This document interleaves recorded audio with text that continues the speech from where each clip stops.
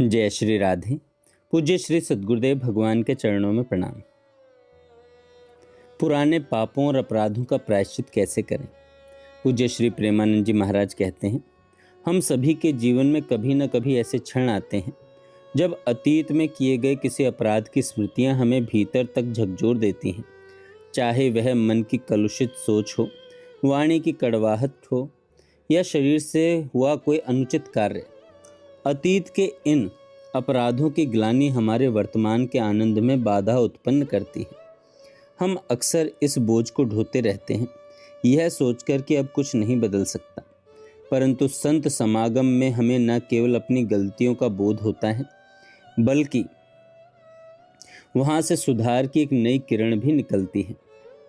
प्रायश्चित का अर्थ केवल बीते हुए कल पर विलाप करना नहीं है, बल्कि भविष्य को सुरक्षित करने का एक दिव्य प्रबंधन है।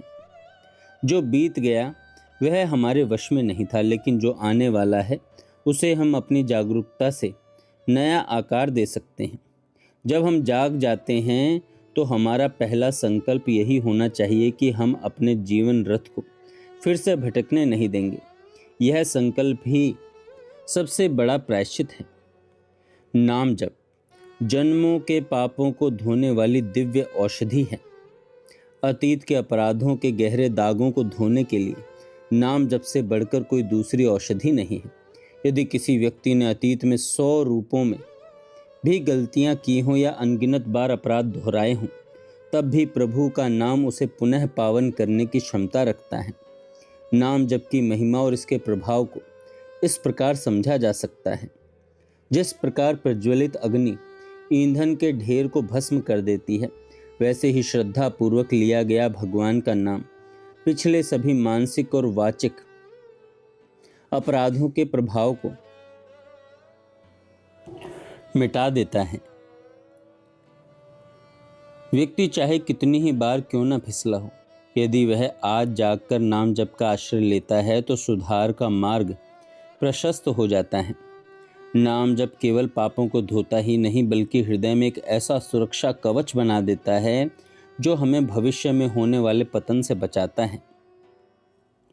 जब एक साधक अपनी गलतियों को स्वीकार कर उन्हें भविष्य में न दोहराने का दृढ़ संकल्प लेता है और पूर्ण शरणागति के साथ उस विश्वात्मा भगवान की ओर बढ़ता है, तो कृपा का चमत्कार घटित होता है। प्रभु केवल न्यायकारी ही नहीं, बल्कि परम दयालु भी हैं। भगवान की शक्ति प्रबल है।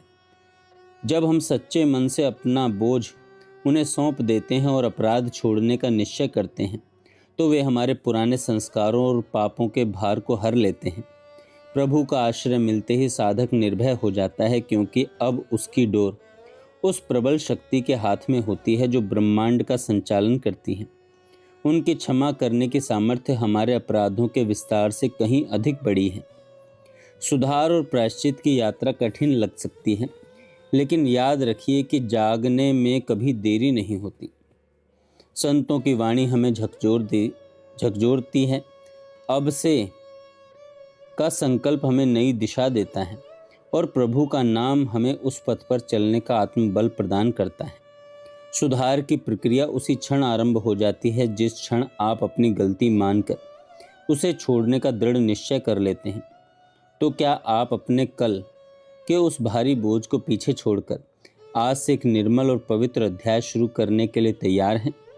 प्रभु की प्रबल शक्ति आपका हाथ थामने की प्रतीक्षा कर रही है। बस एक कदम बढ़ाने की देर है। जय श्री राधे।